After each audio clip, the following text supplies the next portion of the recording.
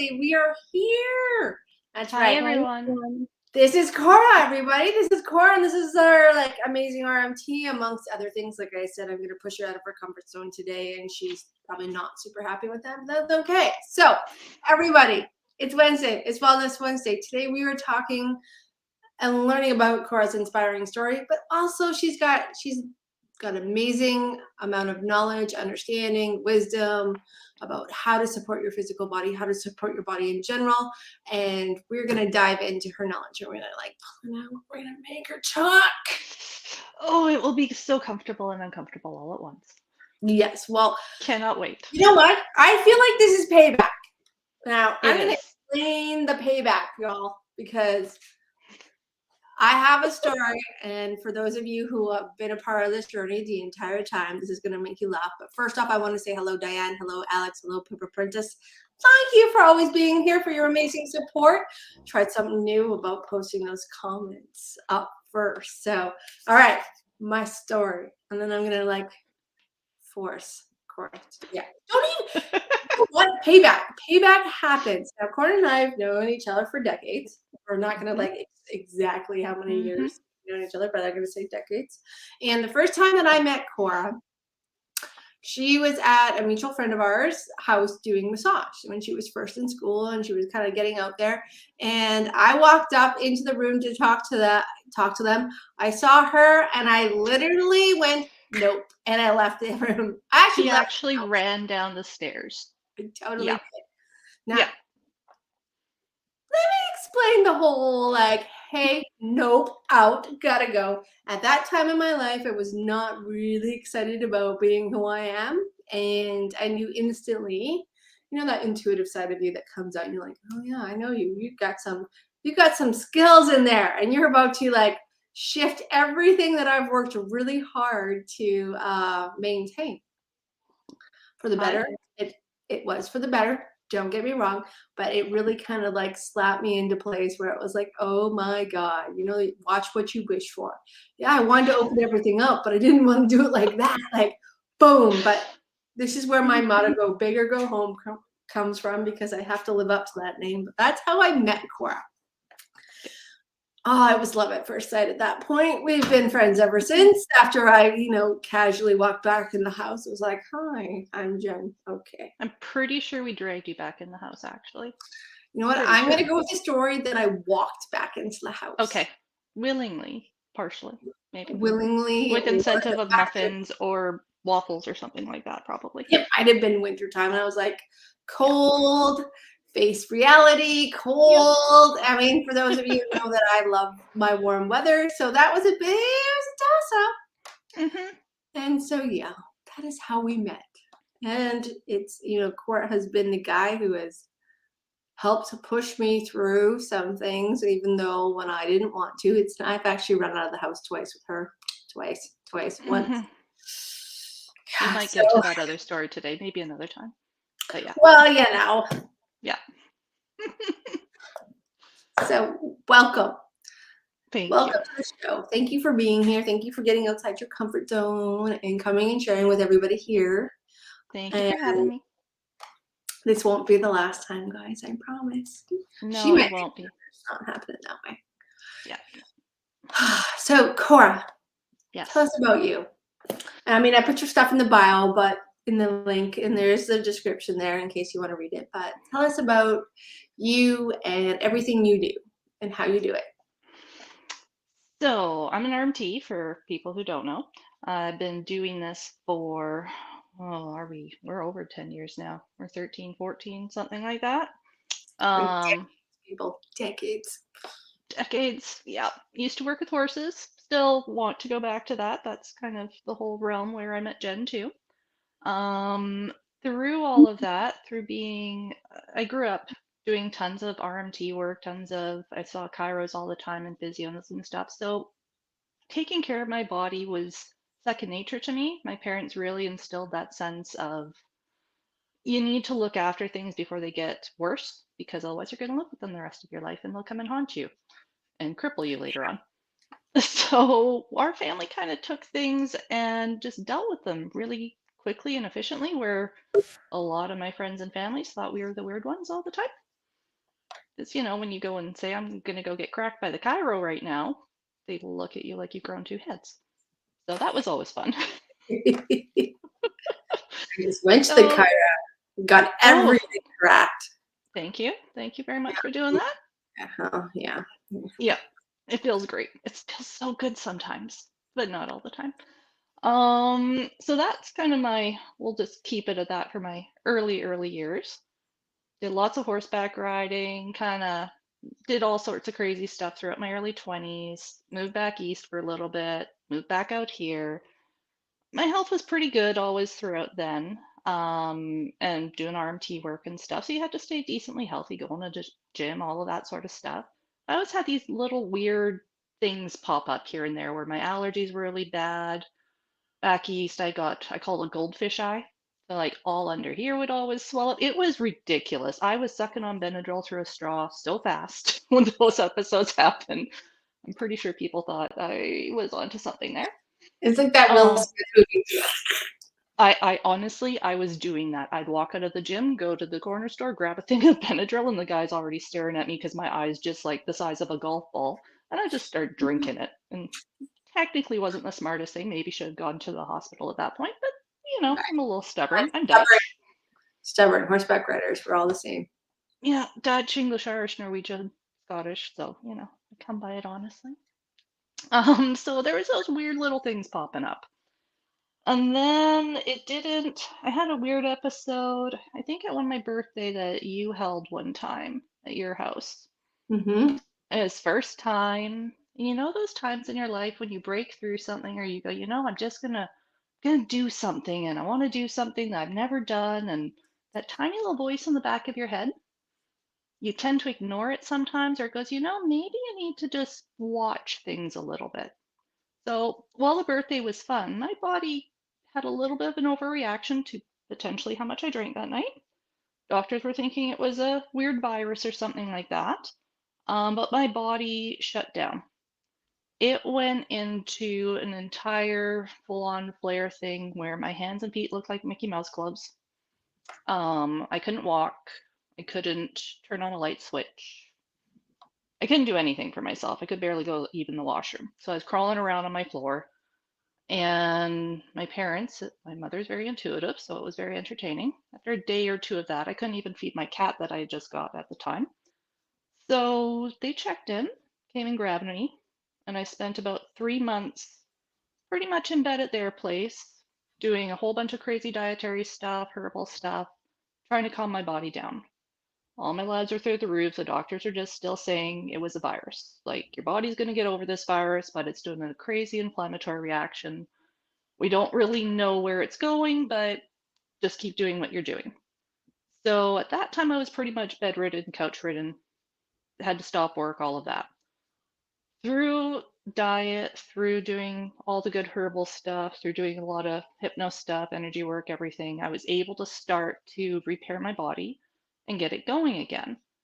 And it was going pretty good. Like, I'd have to come home, sleep after working for 2 hours, go back and work again. So I downplay that. It wasn't pretty. I was in pain all the time, pain with the feet, pain with the hands and stuff, but it was, I kind of just put it aside and just slogged through it because I wanted to get back to who I was, not recognizing that there was a few things going on in the universe that were trying to push me to change at that point in time. Didn't want to listen though. Just a few. Just a few, just a few. So that carried on for a bit. And then went back, started to live life, did all the regular stuff. We're going out, having some fun adventures here and there. Went to, I think, Mexico once or twice. Scared the crap out of my mom when I went to Mexico. I'll tell you that. She was not okay with that, but we were fine. It was fun. I lived, I'm here. So that was good. Alive. Pardon? She's still alive. She's still alive. She got through it. It was good. And then about probably 2 years after my first initial episode, I call it, my body started to rebel. I had gone, now let's get this clear. I was not being perfect. with diet or anything like that. I was doing more vegetarian at the time. We are still eating out quite a bit, still having some drinks, everything, but my body was handling it, I call it, which most of us, we live in that perpetual state of handling it. Our body's not great, but it's not shutting us down every day.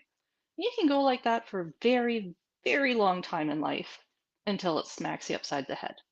Well, mine decided to do that in a very extravagant way where I ended up bedridden again.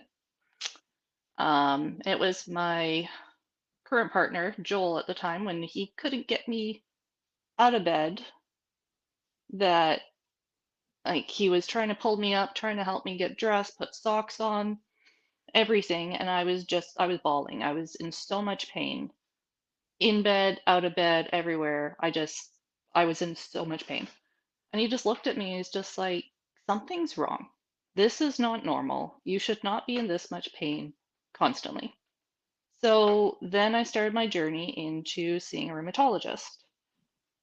And that's lovely. Thankfully, I lucked out. Somehow I was given an amazing family doctor at the time, hunted her down.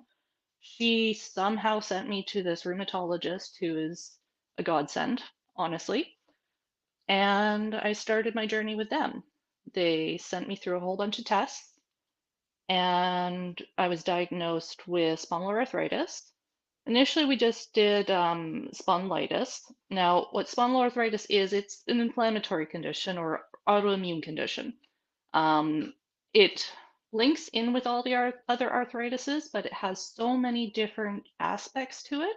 So it can be confusing for doctors to actually diagnose in the first place. Sometimes there's a gene, your HLA-B27, that they have to say is positive. I'm negative. What's the chances of that? X-rays, they want them to be positive. So they look for damage in your joints, in your back, in your SI joints, low back, spine, hands, feet, bigger shoulder joints, everything. I was negative on my x-rays. So my rheumatologist was just frustrated at this point, but she didn't give up on me because she understood and saw I was still in so much pain. I was living in a 6 to 8 out of 10 pain every day. So she kept pushing. She got me an MRI, and it did show some deterioration in my SI joints. So she was convinced that yes, you have non radiographic, I believe, spondylitis at that point, but she What is called it radiographic. what Pardon? is non-radiographic It spondylitis? means that it's not showing up on the scans. Mine, I did have a little bit of inflammation, but most in my SI joints and a few spots where it was deteriorating a little bit. But about, I can't remember this percentage now, so don't quote me on this, but there's a certain percentage of maybe up to 60% of people have that as well. So because I was also doing diet, herbs, supplements, everything like that, my blood work was starting to be okay. There was still certain things that were really high in it, which other doctors, she consulted with some other rheumatologists who didn't think I had anything going on. And thankfully, she didn't listen to them. So she started me on some medication, some immune suppressing medications, because everything that I was trying, I was seeing Jen regularly, I was doing diet, I was doing everything else. My body needed some help. It needed more help than what I could find other places. Now, looking back, there was a few other things in life I probably should have changed at the time. I was still very high with stress. I had other aspects of my life I had not dealt with yet, emotional stuff, past trauma, past baggage, all of that. So that played a part, but I wasn't ready to face that at the time. So I used the biologic medication at the time to help get me starting to live again, but not living in the way that I was before, because when I was in bed and I couldn't move, I had a choice to make. I had to decide what I am willing to do to keep living. And that's a hard conversation that I know many people have probably had in their lives. And it was a very interesting time where it could have gone either way. But there was some little part of me, and I know a lot of people who have survived chronic illness, suicide attempts, all these different things have talked about it, and something just flipped in them and switched on. And I got mad. I got frustrated. I got a bit pissed off. It wasn't a why me or poor me. It was a I'm not going to let this beat me, I remember that moment in my journey. right? I remember the same moment actually. I Yep, guess I don't even know if I've talked about my moment of am I staying or am I checking out? And I say it yep, like that because but I remember having that. Probably I'll have to talk yep, about that one day. But yeah, I remember that moment when I was in the mix of neuropathy and it was in my entire body and I couldn't sleep, I couldn't rest. Everything hurt. Everything was off. And nothing, you weren't ever pain free. I no, remember you went during that time, actually. no. It was so Yeah, I completely understand what it's like to live with that nonstop, never ending source of discomfort and yeah, so yeah. It's heavy, heavy stuff, right? That we don't talk about enough, in my opinion, because it's a lot. I It's don't even know why overwhelming. I haven't talked about it, to be honest. It's fun. I Well, you mean, haven't had me on yet, so I really. haven't had you on that. Here we go. Like, here it Yeah, comes. Yeah, but when you say you got mad and you got angry, and that was your like, I call it the TSN turning point. Like, it really is that point where you create space for the yeah. next whatever's going to be there, but you make Hmm. that choice, that free will, that activation of, you know, this isn't the end of me. Yeah. What It's happened the end. next? It was, I felt it was almost the end of who I believed myself to be at that point in time. There's a big grieving process with It that. was huge, and it took me even a few years later to actually start to grieve that. Because at that moment, didn't have the capacity to grieve. I had that choice. So I chose anger. Um, How not many at, of you guys know? Like, how many of you? I mean, this is where anger can be a positive thing for an yep, interim amount of time because yep. we don't want the lasting effects of anger, but No, no. how it can motivate and inspire and push us beyond our own perceived level of capacity. It's like Yep, gearing. yep. It's like this biologic mechanism. I call it with the adrenaline. Guys can access it a lot easier than women sometimes with testosterone and stuff. Hormones play into it and everything too. But for me, it was just, I call it anger, but it was just this entire bodily encompassing energy of I choose to not be this person. I Mm, will not be this person. And once I made that choice, it was okay, well, what's reality look like right now? I'm in pain. I'm in pain 24/7, 7 days a week. So, what am I going to do? Do I take more drugs to try and deaden the pain? Well, I tried some of that. I don't respond well to drugs. I don't do opioids. It doesn't work for me, apparently. So I had to do more natural stuff. The biologics gave me that opportunity. They started to get my immune system behaving like a normal immune system, not going completely insane all the time, where I got the inflammation levels kind of under control a little bit. And then it's like, okay, well, I can start to work again a little. Maybe we can do a little bit of stuff. And then I stalled again. And I was going, well, why? Why am I stalling? And I was trying old things that I used to do. It's just, oh, get up. Okay, you're going to go to the gym. You're going to go for a walk. You're going to do all this exercise. You're going to get healthy again. You're going to get strong. And my body just laughed at me and it shut right back down. I had crazy pain again. And I realized I didn't know what my body, I had to almost reintroduce myself to my own body mm, and investigate and figure out where all my levels were of how much could I do? What warning signs do I have telling me that I've done too much, that I've done too little? Am I actually listening to all the little signs and symptoms popping up? Or am I ignoring certain things that seem insignificant, but are actually kind of precursors to me shutting down again? So I had to do a lot of exploratory work, a lot of investigative work, mentally, emotionally, physically, to figure out where my body was. And then it was special because what actually worked for me to start to rehab myself, I tried yoga, I did meditation always, I call it the kinder stuff to my body, Hmm. because everything in literature and everything keeps telling me that. It tells everybody with arthritis, with chronic pain stuff, start light, be really gentle, even swimming. We thankfully had a pool and a hot tub. Joel would have to carry me down to the pool and hot tub every day because I couldn't walk down there.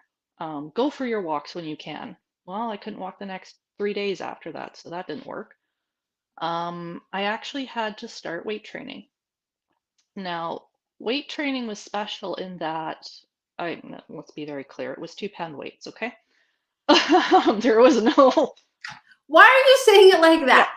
You know what? they were 2 pound weights to It start. could be no weight. It Starting could be, I couldn't even do no weight though. I tried body weight, did not work. like It was weird. it's a starting point, right? And It that's the is. thing that we have to remember when we are working at connecting and supporting our physical body, that we have to start somewhere. Wherever you start is perfect. Yep. And if it's only this much, like this is where our programming gets in the way, because we always think if it's not a big action, it's not a worthy action. And I Yep. don't, I mean, you all know I preach this. The universe Hmm. is not sitting here going, oh, that only took you 2 seconds. Well, if you had spent 2 hours, I'm going to reward you more. That's not how this works. But it's Exactly. funny how that programming gets in the way. And it's amazing programming, and it sat there for a bit. The other part that I learned really, really early on was that it's okay to fail. Oh, It's what a life lesson. okay to have things go to complete crap and then try it again. And that was a very hard one because if people know me, I am fail aversion, avoidant. I don't even know what to call it. I just hightail it to the other thing, and if I can make it as perfect as possible so I don't fail, It's called a perfection. still, yeah. There's a few labels for that. Working on it. Working on it. We're in progress. Work in progress. Always, always. But what I had to learn was, okay, I needed to start to try little things with my weights and everything like that, with even walking or swimming or anything I do in life, and do up until I had to learn where my warnings were again, because I didn't know what my warnings on my body were. How did you learn about your warnings? How did you connect with those warning signals? Now, yeah, I know I'm kind of, I but it, failed. I had to get comfortable failing. I yeah, had to do something and then see if it wiped me out for a week. And then do the same thing, but do 10% less, and then 10% less, and 10% less until I got to the point where I didn't completely crumble the next day. Or for me, I have a longer healing time, so it was okay within 3 to 5 days, am I able to go and do that again? If it goes longer than 5 days for me, nope, that's too much. I need to go back and actually lighten up. And everybody's time, everybody's duration, like it's so unique and individual for each person, and it changes throughout their life too, which is really annoying. Um, I, really, really annoying. become like fine wine. We have to adjust our, We way of do. doing things. Is what you're Yes. saying? Yes. Yes. Every single person just happens. So I needed to go and do that quite a few times, and I'd done that throughout the next few years over and over and over, and gotten comfortable with failing, at least in the gym to a certain point and other areas, and built myself up. So I was able to do 2 pound weights for a little bit, maybe one set, maybe 3 repetitions. I literally walked down to the gym on my own, did that, the 2 or 3 muscle groups, walked back up and had a 3 hour nap. And that was my start. So kept doing that and built up. So I'm squatting, deadlifting, doing all sorts of crazy stuff now. It's insane. Been gone to the gyms, started back from ground one again when things started to go bad. Had to relearn different techniques, different mechanisms, what my body liked, didn't like. Can we talk That's about those different techniques and mechanisms? how so. How do you want me to talk about them? Well, could you share them, what they were, and how you? Okay. So with when you start, doing anything, exercise wise or challenging your body, be prepared for something to be good for about 6 or 8 months, and then suddenly it might not work. And that's okay. That's your body learning how to adapt, giving your nervous system time to grow, evolve, and change. Because some of us, I don't know about you, I did not grow up in the gym. We were active, we walked, we hiked. Like, it wasn't until horses in my teens that I got active, so I could rely and draw upon that. But I work with a lot of patients that they've never done physical activity. And then they look at me like, you want me to go and do what? What are you talking about? So we have to start very different for each person. Um, I lost my train of thought, Jen. Tools and techniques. Tools and techniques. See, I got you. So I know, thank you. So tools would be workout buddy, Mm. personal trainers. Highly recommend personal trainers. YouTube has grown and is very, very good to a point. You have to be careful on who you get some advice from, but I can link up afterwards some great examples of where to start.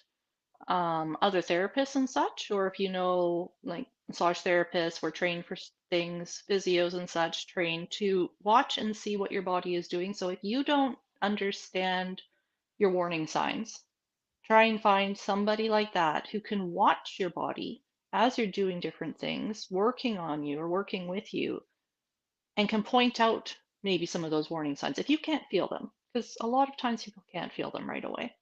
No, you Um, can't walk the next day. You're like, oh my God, then go yep, overdo it.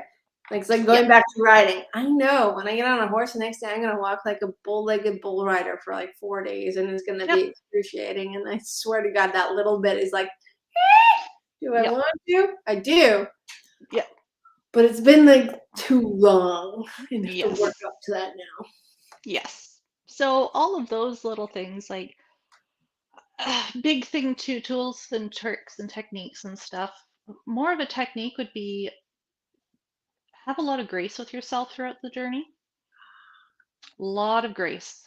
Because a lot of times we are trained as a society to be extremely critical of ourselves, hypercritical, honestly. And if we have a tiny little bit of success, we sit there, and I am very, very bad for this too sometimes, where a little bit of success and it's like, well, I didn't get that extra rep though. Hmm. Or I didn't go for that walk today. Or I didn't make the bed. Or I ordered in instead of cooking for myself. Like all of those things, it doesn't matter. We have to train ourselves to actually look for the tiniest little wins sometimes. Because if you're starting from rock bottom, any tiny little thing is fabulous. I washed my hair this week, Oh yeah, I literally. remember that. I remember that It, being a win. Or it's just making like, it outside to sit down and put my face yep, in the sun. That was my like, yep, and I know it's happened when I look back, just getting from point A to point B. I lost excruciating. my head at that time and it was so much pain. But to sit there in the sun, that was Hmm. like one of my first turning points. And you think it would be it's super small. Now it's easy. You don't even think about it. But back then it felt like I was climbing Mount Everest just Yep, to even think about walking through. So I agree. I totally agree with you. Is celebrating and acknowledging the tiniest little wins that you create for yourself that and you make happen. yep. And it's having, Big I wins. bring it, pardon? They become big wins. They do, they do. And they build on themselves. And you might not think that, or you might think, a lot of times I'd go, okay, well, I'd go to the gym once a week, do small little things, and I would get frustrated because, oh, I'm only going once a week, or I'm not building, or I'm not growing. My partner would just look at me. He was fabulous throughout all of this. Like, I'm so grateful that I had him because he'd just look at me and go, Cora, you're lifting 2.5 pounds more than 3 weeks ago. Or you actually were able to wash your hair this week. Or, you saw an extra person this week. You were able to treat an extra person this week. Like he was able to help me check in with myself and realize, oh, I am actually getting stronger. I am making progress. It's just agonizingly slow sometimes. And you need those people around you if you can. Um, that's a big, big thing that I know a lot of healthcare, even doctors and stuff, they say, oh, you need people around you, you need your family and such, but it's a much bigger part of your healing journey than most people even realize. And it might not be family, it might be a counselor, it might be a random Facebook group, it might be just people you watch online, or I have people that have the Peloton and they go on and they see regular people on it, and that they can check in that way. So those are little things to help motivate you and keep you going in some ways when you're really, really stuck or down or just don't see the change in yourself. Other people can see it in you. It's very important to remember that. That's why I like journaling too. It also gives me an Yes, opportunity to look back and, like I always say, don't read your journal the next day. Read it in 3 to 4 weeks and see where you were 3 to 4 weeks ago funny, and I what actually comes did up. that. Hmm. And that can apply to your mental, physical, emotional, or even vibrational health. Like we don't often take time to go back so that we can see where we were, because when we're in the process, I don't know about you, but I don't always notice my forward motion. I No, mean, it might be happening, but I'm just at the moment I get that tunnel vision that I'm just pushing through, that I don't actually realize that I went from 2 pounds to 6 pounds, or 20 minutes on the bike mhm, to an hour and 45 minutes on the bike. And I just do it, but I don't. It's so my mind is my journaling. It helps me check in with my, like, where I made, where that month go. It also shows me, hey, you lost track here, or this was coming up for you. Maybe it's time to check in with that. It's a bit of my, check-in I process. love But yeah, that. I love that. and it can No, be one sentence. I'm not talking paragraphs. oh yeah, Sometimes it's just like, hey, this is where I got to because I didn't have time to write more than one yep. sentence. Or I my used to text do on messages. my calendar actually. I just do a little event on my calendar and I can go back even now and see, oh, I lifted this much weight on this day, or I did this on this day. And it was really interesting when I started to do that. And then I had a separate journal and stuff, but I didn't always go in there. But we're always on our phones nowadays, right? So I just have a little Text something or yourself. a journal app or something on your phone, right? Text yourself. I text Yeah, myself every day. I'm like, blah, blah, blah, blah, to Jen Snow, blah, blah, blah. Like, I text myself she more than does. anybody texts me. I know that's a lot of that. She's just Yep. saying. But I totally utilize that text message to myself Yep. because A, it's always there. Hmm. And it's an easy, quick, and uninterrupted way to kind of check in or send myself a message that I need for myself, or a Yep. reminder. It's more Exactly. like, okay. So as you were Agreed. moving through and you were going back to the gym and you were discovering your capacity at that time, what Hmm. kept you inspired? What kept you moving forward?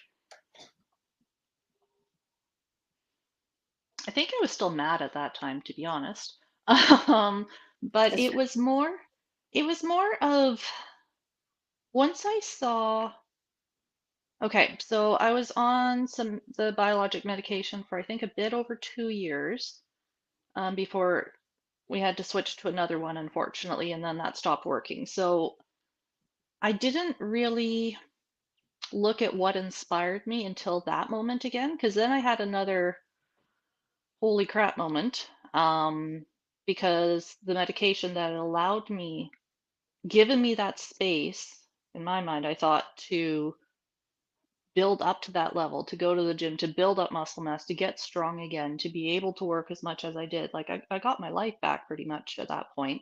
I still had minor pain here and there, but I was fully functional. It was amazing. So when that medication stopped working, it was like, oh my gosh, am I just going to lose my life again? What's going to happen? And I stopped and I was just like, why are you even entertaining that thought? Look Mm, at what you have just done the last 2, 3, whatever years. I can't remember how long it was in between. Of that's not just going away. Utilize that. Take that passion you had. Because I had to educate myself on so many aspects of my condition, of autoimmune diseases, all sorts of stuff, and I had to push for different tests to figure other things out. I was very much a very strong, somewhat annoying advocate for my own health. My doctors could attest to that. But it allowed me to really hone in on why my body was doing what it was doing and have so many other tools. I had so many different things for diet. I had to completely switch my diet around to things, a whole different type of food. I had to do a whole bunch of herbal stuff, a whole bunch of other supplement stuff to really give my body what it needed to keep healing as I was going through all of this as well. So when I had the medication takeaway, it was okay, well, let's see what my body is still capable of. And it was the belief in myself that I had just gotten through however many years of this, and that's almost unheard of. And I don't, I'm uncomfortable saying that. Um, Joel keeps saying that to me and pushes it in my brain multiple times. Let me help. But yeah, yeah. But it's, I used a lot of drive that I didn't want to go back into that pain cycle again. Hmm. And then it also turned into I was working on more of the emotional, spiritual aspect, trying to heal some of my past stuff.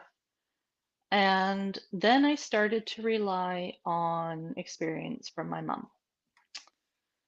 She had been a huge proponent throughout this whole thing too, helping me, guiding me, giving me advice. Just, she's amazing.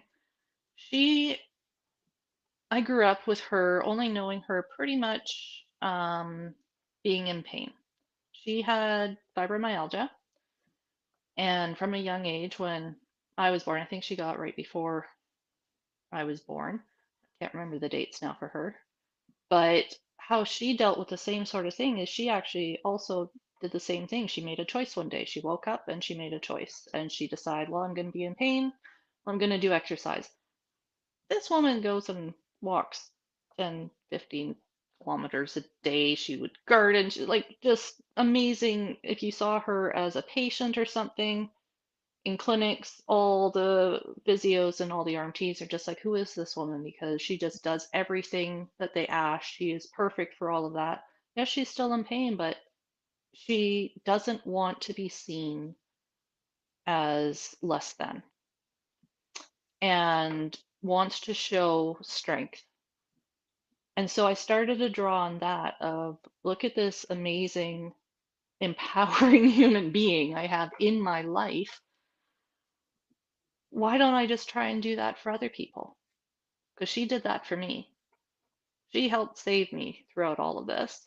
So maybe I can try and take a little bit of that and try and inspire some other people to maybe even go for a walk some days, or hey, you are in pain, but we can work with that.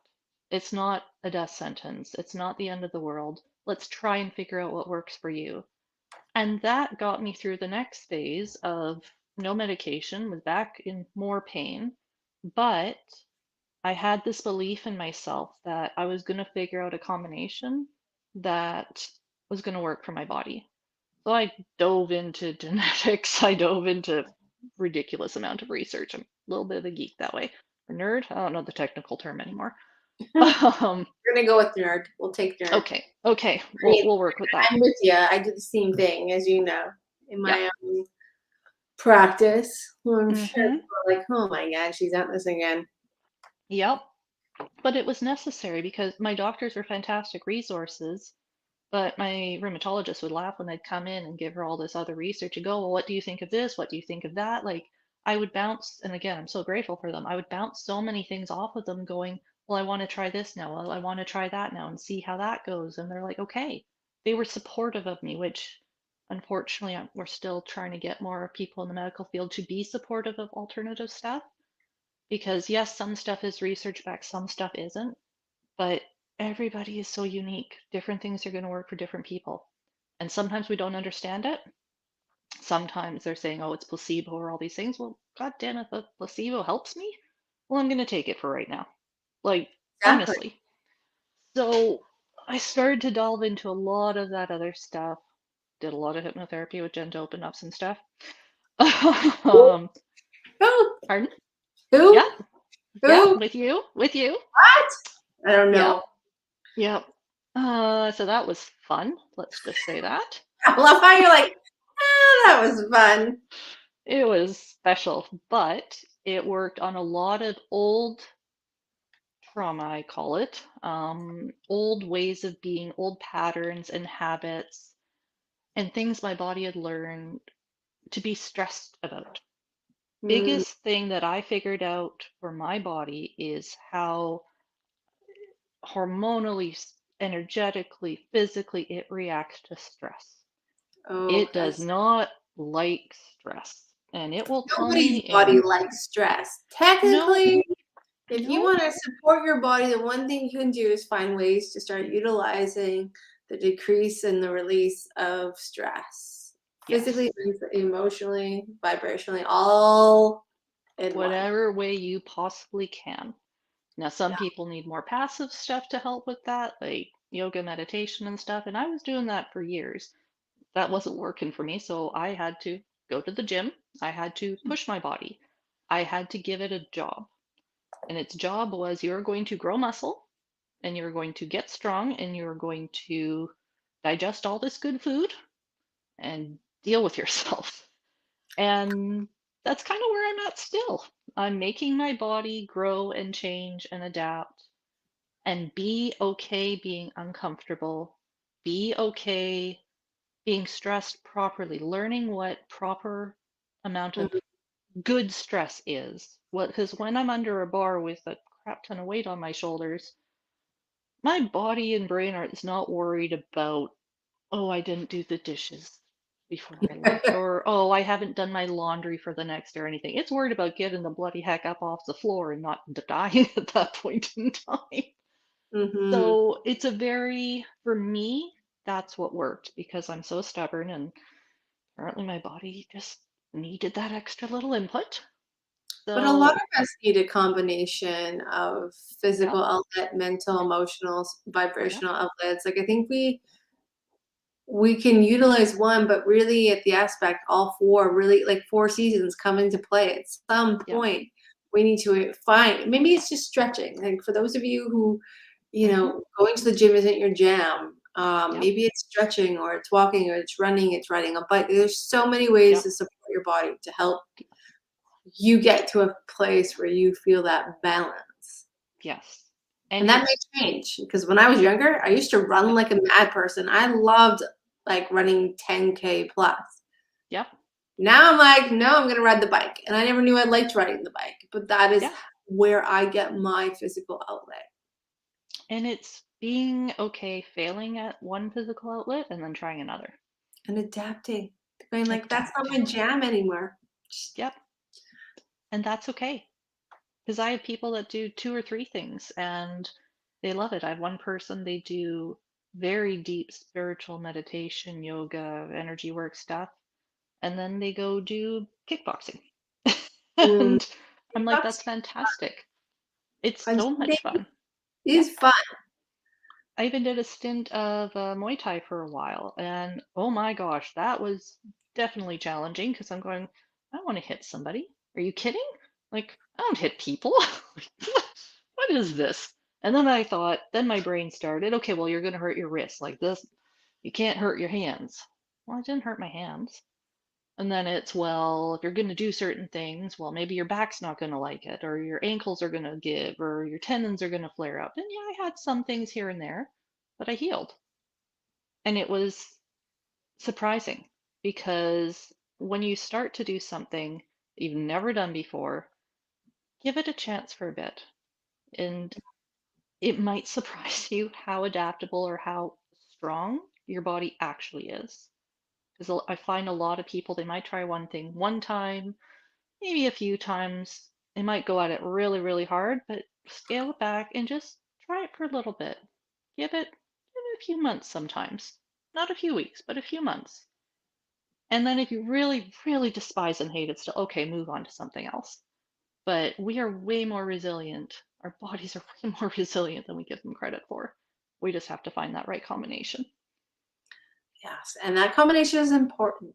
And Yep. having, I don't know about how you feel about this, but I think having an open mind Yes. to try the things. And like you said, a couple months, like, stretching is one of the big things. Like stone, I'm with you. I actually got a bunch of balls and foams to really stretch Ooh, out. What I know you're gonna be proud yeah. of. Mm-hmm. But I'm like, proud of you because I don't stretch. So well, I've just started because I realized that I used to be able to do the splits and I used to be super flexible. And now I can't even imagine doing the splits and be like, oh my God, I'm going to be a foot off the ground.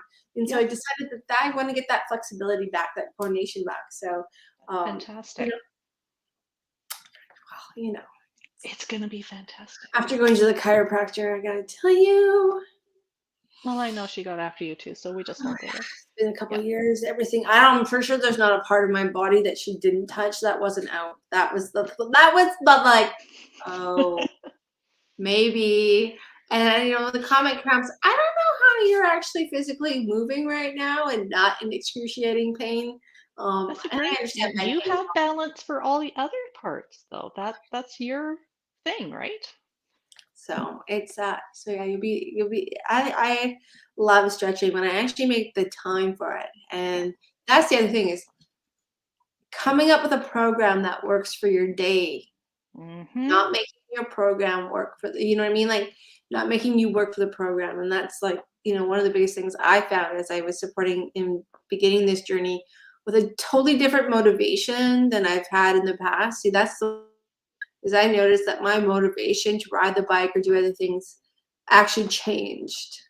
Yeah. And that change was a huge thing because you start, you stop, you start, you stop, that Yep. consistency. Yep. You gotta find what truly inspires that motivation to keep going. Yep.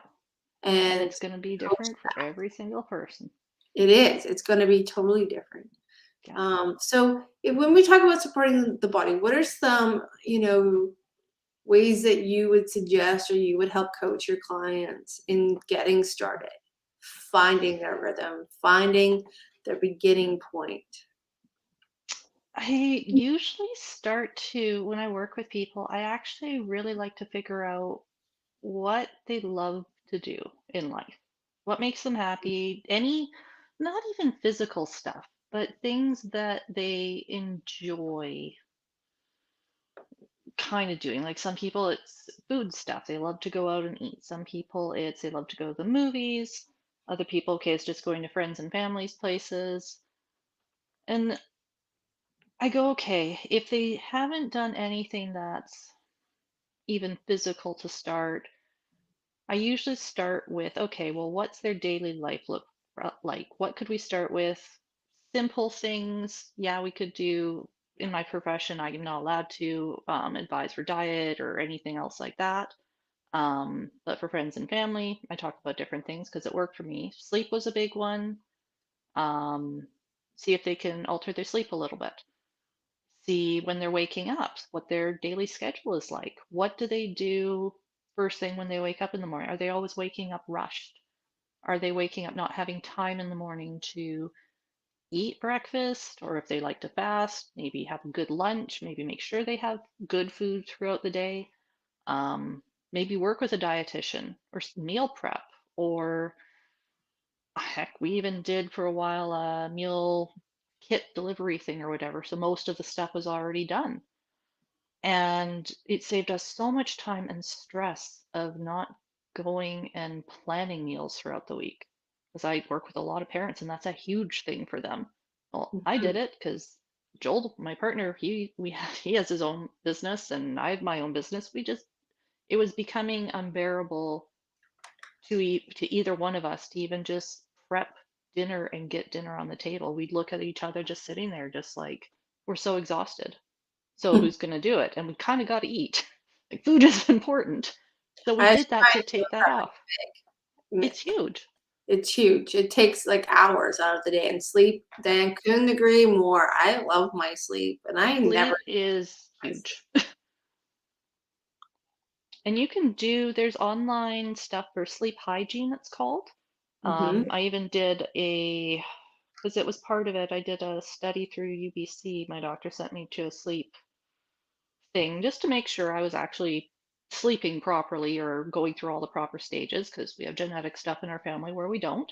I was, thankfully, but I was like, okay, well, sleep. When you sleep, you heal. If you don't sleep, you don't heal. So that was the biggest step one. So we got a new bed, which a little bit expensive, but hey, it was completely worth it. I will always spend money on things between myself and the ground. So shoes and bed are number one and number two. Making the room super, super dark. Depending on your body, most people's bodies actually like the room cooler. So we have our window open and it's bloody cold in the winter, but we have nice big weighted blankets and such, nice and cozy. Making sure of the time we're going to sleep. So circadian rhythm kicks in and we want to go to bed about an hour and a half, 2 hours after the sun goes down. Nowadays, with all of our artificial light and stuff, it's very easy to ignore that, especially with these things, our cell phones, computers, everything in front of us. All that light affects our circadian rhythm. So all of these things I was learning about and going, okay, I needed to alter and change all of this stuff. So I started, don't do it now, I've fallen off, but um, it's you shut down and you maybe read a book an hour before you go to bed. Make sure you don't have a really, really heavy meal an hour or two before you go to bed. Try and eat a little bit earlier so your body has time to digest so it's not going through that and actually waking you up as it's digesting. I try to do 4 hours before bedtime is my Yep, like magic number. For yep, but I mean I don't always it doesn't always line up when I work late, but as much as I possibly can, I try to give my body 4 hours of digestion before I try to sleep. And I notice a massive difference. oh yeah, Like so when I've struggled with sleep, because I trained my body out of sleep. yep, When I was younger, I was going to school, working 4 jobs, and so literally an hour of sleep was everything I got. And so my body learned how to survive, and I say only survive because that's all I was doing. So yep. untraining that programming and that habit and that ritual was hmm really a difficult task for me. It's so difficult. And the mindset that I'm missing out while I'm sleeping. Oh my God, FOMO is a real That's thing. People. beautiful. Yep. FOMO is a hmm real thing. Yes, it is. That's even- Hold on. Do I need to read these? oh, it just Yep. says, yeah. Yep, Well, yep. you know what? I actually didn't realize for me, eating late, how much it interrupted my sleep, how much that bloated, heavy feeling made it harder for me to get physically comfortable. Yep. And then if I'm not physically comfortable, I'm gonna toss and turn like the best tosser and turner there is. Um, Exactly. and the other thing is sometimes I have to change locations. So every once in a while when I get out of hmm rhythm, I go and sleep on the couch.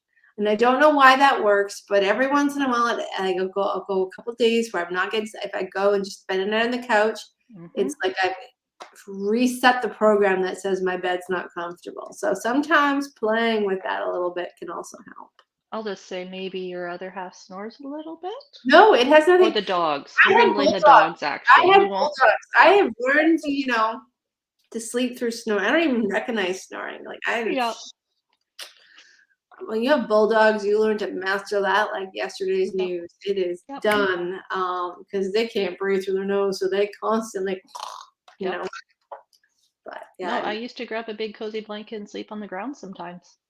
yeah. And it was just the way you need to do it. And sometimes a trick I found, if I know I'm gonna be late or I'm not gonna like I have to work late or I'm gonna be home late, that sort of stuff. If I have time, I'd meal prep something lighter that's easier to digest and with a longer digesting protein or something. So I still feel So you're okay. full, but my stomach is still lighter, right? It's not having a hard time digesting those meals. And that you can work with dietitian, nutritionists, all sorts of people just to figure out all of that and what you can have. Um, but that was a big one for me actually, because a lot of times I will eat late still, but I'll have something that my body isn't working super, super hard at digesting, and then I can go to sleep at a good hour. The big thing though for me was lights, or even if you have candles. So nice trick is if you've had a few nights where you're just not getting to bed on time, shut all the lights off and put a few candles on. And it's incredible just how calm you suddenly start to feel. because it's that different type of light going into your eyes, and it sets your body up to rest. And it's just lovely as anything Well, too. it's like twilight, right? That Yep. twilight. Yep. And so it gets your rhythm kind of calming, gets your brain coming down, it gets your body starting to move into a space of rest. Yep. A So funny one I found actually was well, I love steamed broccoli. So or yes. add a little cheese, oh, little Oh, grated cheese on yes. steamed broccoli. Mm-hmm. Doing you're speaking my language. Or Yep. cauliflower, add a little Oh, yes. cauliflower there. Oh, yes. Yeah. Mm-hmm. I was gonna say another one that I found, speaking of how our bodies change throughout the years and such, I used to be able to I love a nice hot bath before I went to bed. And for years and years I did that, and it helped my muscles, everything calmed down and such. And then when I started doing all of this, I found out pretty quickly I couldn't have a hot bath before I went to bed. I got too hot. I got too inflamed. So I would have a shower earlier on, or I had to move that up and bump it up a few hours and actually be almost colder to get ready for bed because your body actually it cools down right before sleep and then it starts to heat up as you're nice and cozy under your blankets. So there's so many Cold different tips and plunges tricks you can coming learn your way. online. Pardon? Cold plunges coming your way. Yeah, we'll get into that one day. I used to do I that. actually find that if I do a cold plunge uh, before bed, that time for rest happens a lot Hmm. faster. My body is, I mean, I'm not consistent with it, but my body wants to sleep after a cold plunge. And so that Yeah, does help, like a cold shower, or, I mean, in the summertime, springtime, we'll be down at the lake more now, yep. and that water is not warm. But Nope. that's like Nope. that time of rest, and then all of a sudden my body's like, "Hey, we're tired, go to bed." And I go to Yeah, bed earlier. So finding those little tricks yeah. that help. And there's so many online, like the internet's wonderful for that now. So look up sleep hygiene, everyone, and you can find a lot of different things nowadays where even just 5, 10 years ago, we just had to even look through books and such. I was in the library looking for different things, going, okay, what did people used to do back in the day? Or sometimes, the 3 a.m., 1 a.m. wake up that we all love so, so much. You're just passed out, you feel great, and then you're suddenly up and you go, it's only 1 or 3 a.m. Why am I awake? And now I'm mad, and now I can't get back to sleep, and I only have so many hours to actually get some more sleep. I changed my mental state with that and went, it's okay. My body apparently woke up right now. My brain was overactive sometimes, so maybe I'd journal a bit. Maybe I'd go out and try not to wake other half up. Do some stretches. Deep hip stretches for some reason always worked for me. Warm glass of milk. There is something to that. You could just don't turn the lights on. Don't grab your phone and start scrolling because that gets your brain activated again and tricks it into thinking, oh, we're supposed to wake up. Keep everything nice and dark. But just tell your brain, you know what? It's fine that you woke up. Like, thank you. Apparently, we needed to just readjust a few little things. Maybe go and make yourself cold again and then come back to bed. And I found that really helped a lot. Mine was like, I changed my mindset. I'm like, sweet, I got 4 more hours. Yep. And that Yep. just that little bit, like the sweet, I got 4 or 5 more hours. Oh, it Makes was you like excited heaven. almost, right? Yeah, and then I found that I would fall back to sleep so much better. I use candles. See? Yep. Don't I Oh, but definitely agree with that. I like the don't burn the house down with real candles. I will definitely say use that instead. yeah, definitely. Or make sure they're in a glass case where they can't Yes, that we're fall. safe people. We want safety first. Safety first. So we're coming up on our hour, and I know we're going to be doing more of this. So, Yep. is there anything, last little tool or trick that can help support the body that you think is super important for our listeners today before we close out? Kind of the same theme of what we've been talking about the whole night. Have patience with yourself. It's okay to fail. Have grace with yourself. Have grace with others. Um, and ask for help. Mm. We'll just Just leave that with people. We can definitely go into that further down the line, but mm. if you're struggling, if you've hit a roadblock, if you've tried everything that you can think of and nothing's coming, nothing's working, and you're getting just overwhelmed and frustrated, ask for help. from anyone, from counselor, from friend, from family, from random therapists. I have people coming in all the time, a lot of my patients, and they'll tell me all sorts of things. And it's really they're asking for help at that point. They're asking for some sort of direction because they might not have people in their lives that they can. So that's a special space here that we've allowed to happen, but just ask for help. Makes things a lot easier down the road. And if you ask for help and it doesn't resonate with you, that's okay. Don't stop asking. Keep asking. Yep. Keep Because asking. you will find and you will find the people, the person or the group that is meant to, guide you or support you or inspire you. So Yeah. Please remember don't give that. up on yourselves. Yeah, it's not everybody's version of help is helpful, but it is Yep. one more step in the right direction because, like getting to know yourself, like Cora said, you have to understand who you are and see how that information sits with you, but do not give up. Keep asking, and you will run in and find the right source of information, the right people to support you. They're out there, so you're never alone. Nope. Never. Great. Well, thank you, Cora, for sharing your inspiring story with us. And I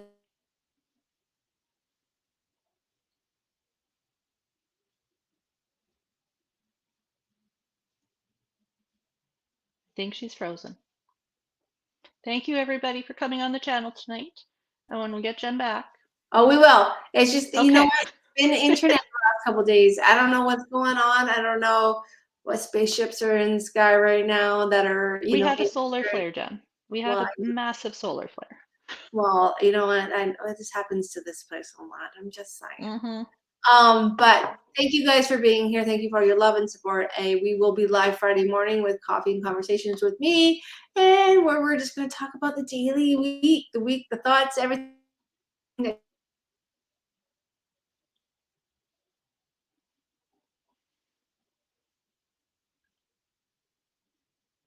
Oh, and there's also Mercury retrograde. Check in with Jen on Friday morning. And I totally got kicked out. I don't know how. I'm here now 3 times. So, all right, guys, have a wonderful night. Thank you, thank you, thank you, thank you, Cora. And we will see you soon. You got this. And enjoy your evening.